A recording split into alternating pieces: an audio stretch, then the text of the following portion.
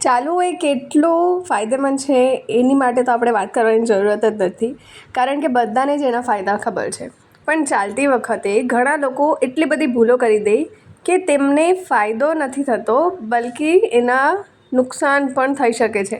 આજે આપણે વાત કરીશું ચાલતી વખતે 8 ભૂલો જે તમારા સ્વાસ્થ્યને ફાયદો આપવાની જગ્યા પર નુકસાન પહોંચાડી શકે છે.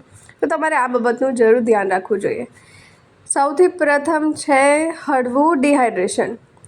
એટલે કે જો તમે ચાલતી વખતે પાણી નહીં પીઓ ને, મતલબ કે તમને તરસ લાગે કે શરીરમાં પાણી ઓછું થઈ જાય, તો એના લીધે પણ થાક, ખેંચાણ અને ચક્કર ડિહાઇડ્રેશન એ કારણ બની શકે છે.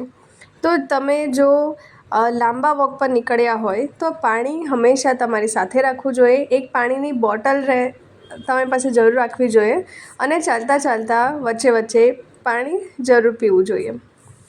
બીજું છે છીછરા શ્વાસ લેવા. એટલે કે જો તમે નાના નાના શ્વાસ લો ને, તો બોડીમાં ઓક્સિજનની માત્રા સીમિત થઈ જાય, એટલે તમને તમારા એનર્જી લેવલ ઘટાડી જાય અને સહનશક્તિ પણ ઓછી થઈ જાય.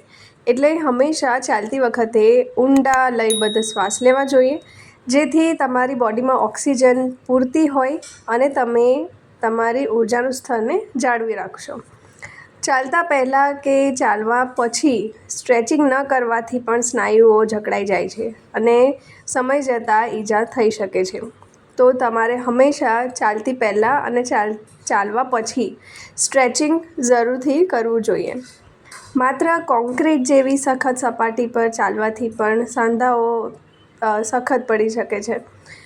તો ક્યારેક તમારે ઘાસ પર બી ચાલવું જોઈએ અને પગદંડી જેવી નરમ સપાટી પર પણ ચાલવું જોઈએ.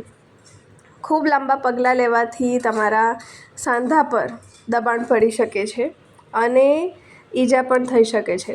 તો તમારે પગલાં પણ માપના મૂકવા જોઈએ. એટલે કે એમ નહીં કે લાંબા પગલાં તમે મૂકો તો તમારે સાંધાઓને કુદરતી રીતે જોખમ થઈ શકે છે. તો તમે કુદરતી આરામદાયક પગલાંઓ માટે લક્ષ્ય રાખો.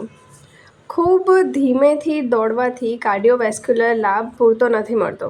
મતલબ કે તમારા હૃદયને જે ફાયદો થાય ચાલતી વખતે, જો તમે એકદમ ધીરે ધીરે ચાલો કાચબાની જેમ, તો તમને તમારા હાર્ટ લીધે કોઈ ફાયદો નથી મળતો.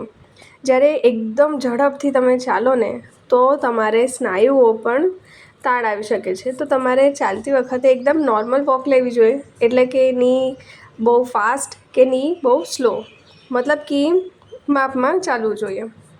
ચાલતી વખતે ઉપર નમવું અથવા નીચે જોવાથી તમારી ગરદન, પીઠ અને ખભા પર દબાણ આવી શકે છે. તો તમારે માથાને ઉપર રાખવું જોઈએ અને ખભાને આરામ આપવો જોઈએ.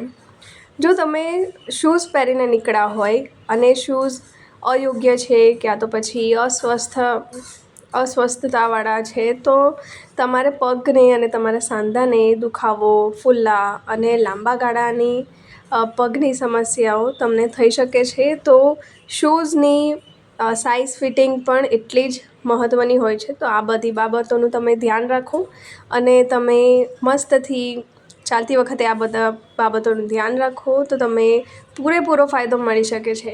આ વિડીયોને તમે તમારા બધા પરિવારજનો, મિત્રો સાથે જરૂરથી શેર કરજો અને મારી ચેનલ સાથે જરૂરથી જોડાઈ રહેજો.